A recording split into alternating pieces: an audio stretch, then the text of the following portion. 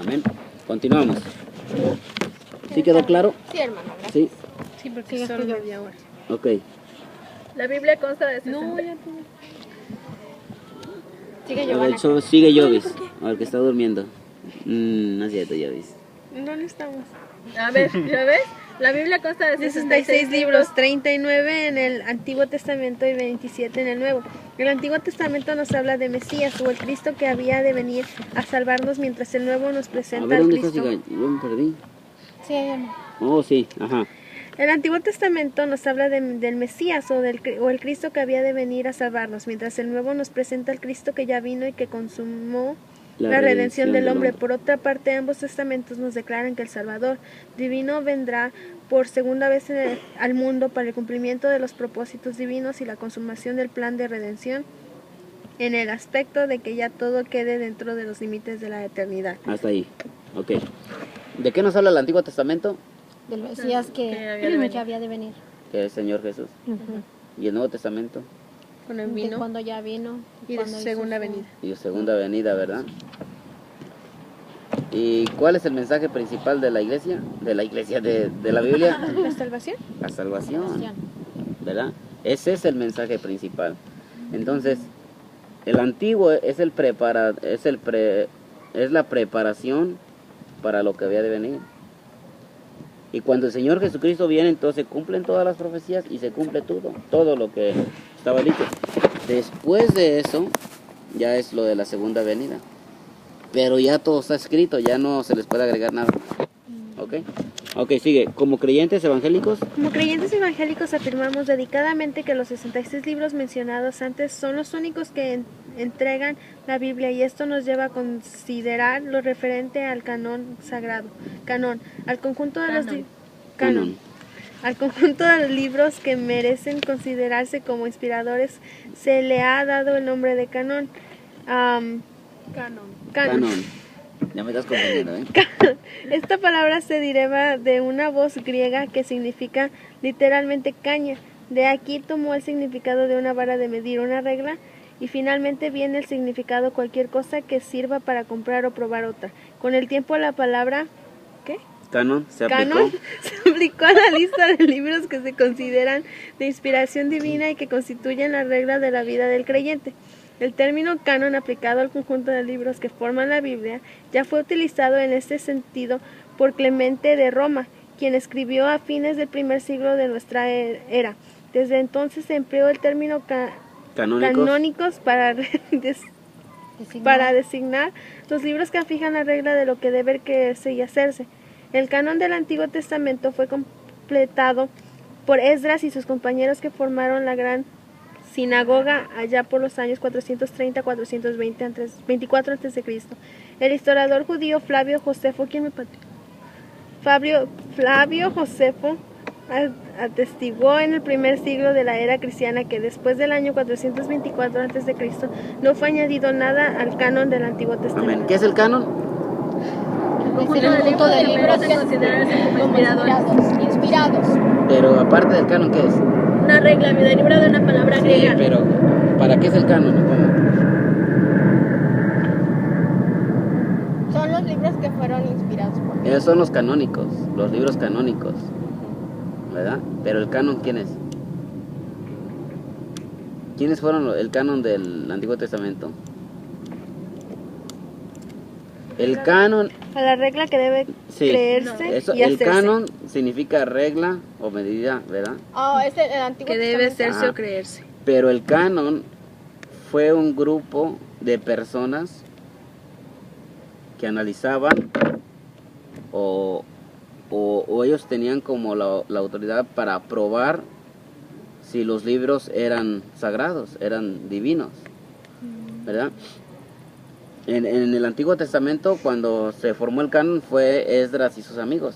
Fueron los que ellos decidieron y comprobaron que desde Génesis hasta Malaquías eran canónicos, es decir, eran sagrados los libros. Ya de ahí no se podía agregar nada más, ni meterse ni quitarse. Y en el Nuevo Testamento, el canon me parece que fueron los romanos, uno de Roma. ¿Flavio Josefo? Ajá. No, eso fue del Antiguo Testamento. Entonces, he intentado de investigar acerca de quiénes fueron los que arreglaron esto del Nuevo Testamento, pero he mirado que fueron ¿No fue cristianos Alejandro romanos. Magno?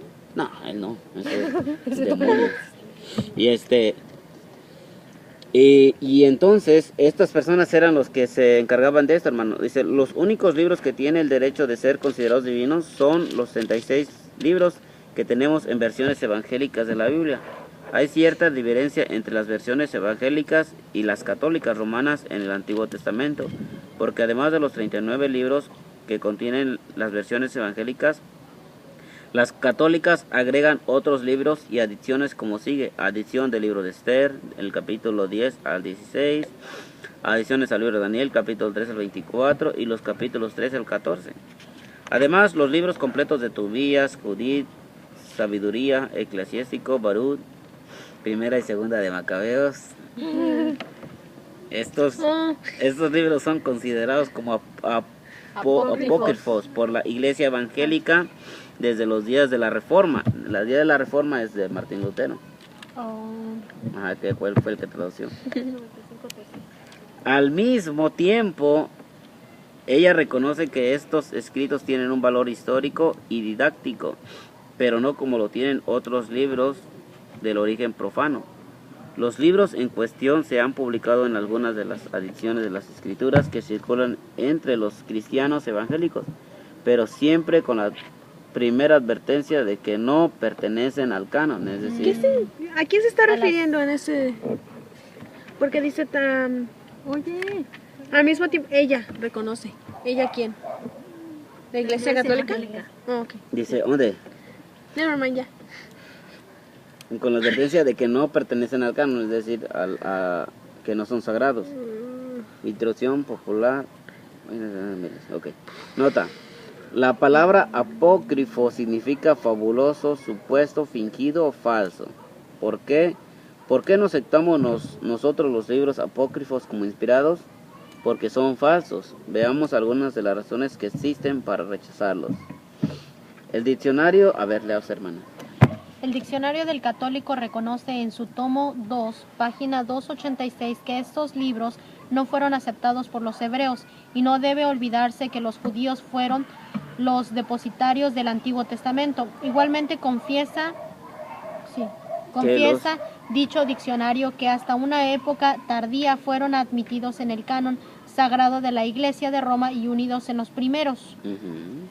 Okay. Resulta singular que Jerónimo, el autor de la versión conocida como Vulgata Latina, misma que fue proclamada oficialmente para la Iglesia de Roma por el Concilio Tridentino, haya sido el primero en aplicar el nombre de apócrifo a los libros espurios que Roma llama ahora deuterocanónicos. Jerónimo los llamó apócrifos, afirmando que no tienen derecho a ningún lugar en el canon. Prolongue Gelateus en la Vulgata. Soy graciosos en español. Los escritores cristianos primitivos rechazaron los libros apócrifos. Puede citarse entre ellos a Melitón de Sardis, 177 después de Cristo. Orígenes 320 después de Cristo. Atanasio 326 después de Cristo. Rufino 395 después de Cristo y otros.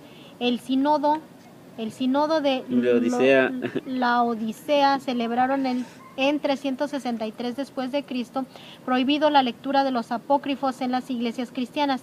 Igualmente los concilios de Calcedonia y de Constantinopla señalaron como apócrifos los 7 libros de referencia. Oiga, hermano, entonces la Iglesia Católica está consciente de que no son. No, ellos creen que a nuestra Biblia les faltan esos libros. pero ¿por qué si aceptan que no? Porque quizás un padre sí lo sepa, pero como los feligreses, ellos no lo saben, ¿sí me entienden? Ellos hacen creer a todos feligreses. Ajá, sí. Pero ¿por qué lo aceptan? Porque ellos no leen la Biblia, hermana. ¿Por qué no ves que el Papa es el vicario de Dios y ellos saben? El vicario de Dios, el vicario de Cristo. Oh, de Cristo. Los propósitos traductores. A ver, ya que lea, amiga, porque ya está durmiendo.